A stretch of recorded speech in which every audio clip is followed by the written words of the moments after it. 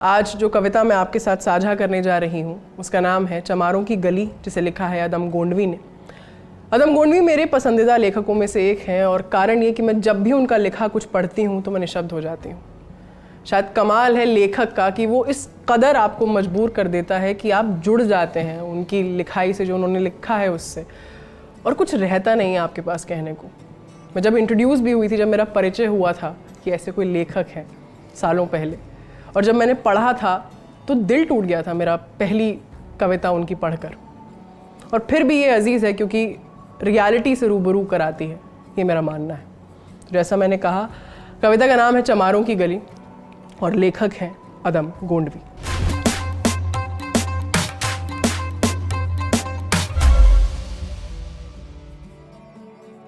आइए महसूस करिए जिंदगी के ताप को, मैं चमारों की गली तक ले चलूँगा आपको, जिस गली में भुखमरी की यातना से ऊब कर मर गई फुलिया बेचारी कल कुएं में डूब कर। है धरी सिर पे बिनौले कंडियों की टोकरी, आ रही है सामने से हर खुआ की छोकरी। चल रही है छंद के आयाम को देती दिशा, मैं इसे कहता हूँ सरयू पार की मोनालिसा। कैसी ये भयभीत है हिरनी सी घबराई हुई, लग रही जैसे कली बेला की कुम्हलाई हुई। कल को ये वाचाल थी पर आज कैसी मौन है, जानते हो इसकी खामोशी का कारण कौन है। थे यही सावन के दिन हर खू गया था हाट को, सो रही बूढ़ी ओसारे में बिछाए खाट को। डूबते सूरज की किरणें खेलती थी रेत से, घास का गट्ठर लिए ये आ रही थी खेत से।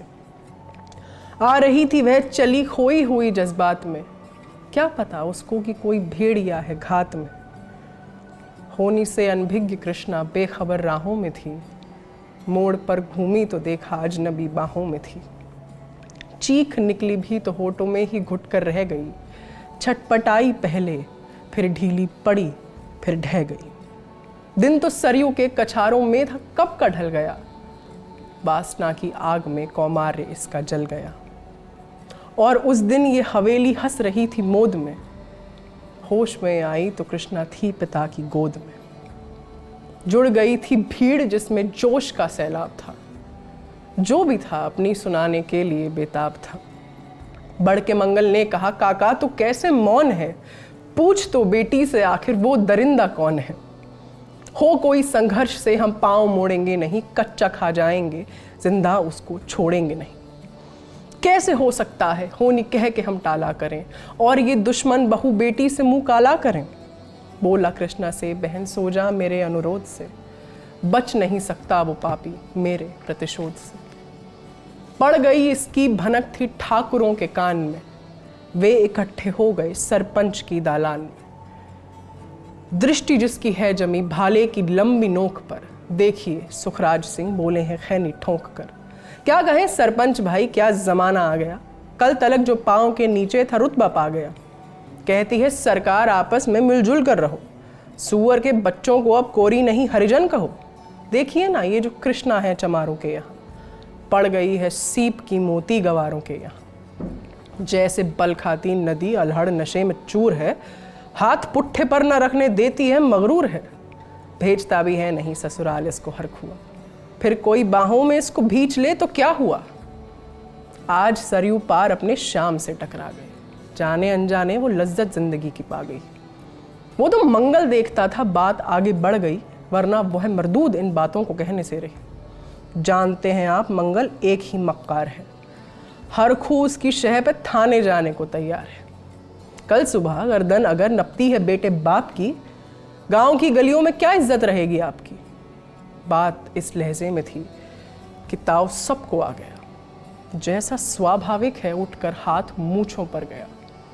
वह क्षणिक आवेश जिसमें हर युवा तैमूर था, हाँ मगर होनी को तो कुछ और ही मंजूर था। रात जो आया ना उस तूफान में अब जोर था, भोर होते ही वहां का दृश्य ही कुछ और था। सिर पे टोपी बैत की लाठी संभाले हाथ में, एक दर्जन थे सिपाही ठाकुरों के साथ में। घेर कर बस्ती कहा हल्के के थानेदार ने, जिसका मंगल नाम हो वह व्यक्ति आए सामने। निकला मंगल झोपड़ी का पल्ला थोड़ा खोलकर, एक सिपाही ने तभी लाठी चलाई तोलकर। गिर पड़ा तो बढ़ के सिर पे बूट से ठोकर दिया। बोला, साले माल जो चोरी का था वो क्या किया? कैसी चोरी, माल कैसा? जैसे उसने ये कहा, एक लाठी और पड़ी और होश भी जाता रहा। होश खोकर वह पड़ा था झोपड़ी के द्वार पर। ठाकुरों से फिर दरोगा ने कहा ललकार कर, मेरा मुंह क्या देखते हो? इसके मुंह पर थूक दो, आग लाओ और इसकी झोपड़ी को फूंक दो। और फिर प्रतिशोध की आंधी वहां चलने लगी। बेसहारा निर्बलों की झोपड़ी जलने लगी। दुधमुआ बच्चा, वो बूढ़ा जो वहां घेरे में था, वह अभागा दीन हिंसक भीड़ के घेरे में था। घर को जलता देख वे होश थे खोने लगे। कुछ तो चुप बैठे रहे, कुछ जोर से रोने लगे। कह दो इन कुत्तों के पिल्लों से कि घबराए नहीं, हुक्म जब तक मैं न दूं कोई कहीं जाए नहीं। ये दरोगा जी थे मुंह से शब्द झरते फूल से, आ रहे थे ठेलते लोगों को अपने रूल से। फिर दहाड़े इनको डंडों से सुधारा जाएगा, ठाकुरों से जो भी टकराया वो मारा जाएगा। एक सिपाही ने कहा, साइकिल किधर को मोड़ दे, होश में आया नहीं, मंगल कहूं तो छोड़ दे। बोला थानेदार, मुर्गे की तरह मत बांग दो, होश में आया नहीं तो लाठियों पर टांग लो। ये समझते हैं कि ठाकुर से उलझना खेल है, ऐसे पाजी का ठिकाना घर नहीं है जेल है। पूछते रहते हैं मुझसे लोग अक्सर ये सवाल, कैसा है कहिए ना सरयू पार की कृष्णा का हाल। उनकी उत्सुकता को, शहरी नग्नता के ज्वार को, सड़ रहे जनतंत्र के मक्कार पैरोपकार को, धर्म संस्कृति और नैतिकता के ठेकेदार को, प्रांत के मंत्रीगणों को, केंद्र की सरकार को मैं निमंत्रण दे रहा हूं, आए मेरे गांव में।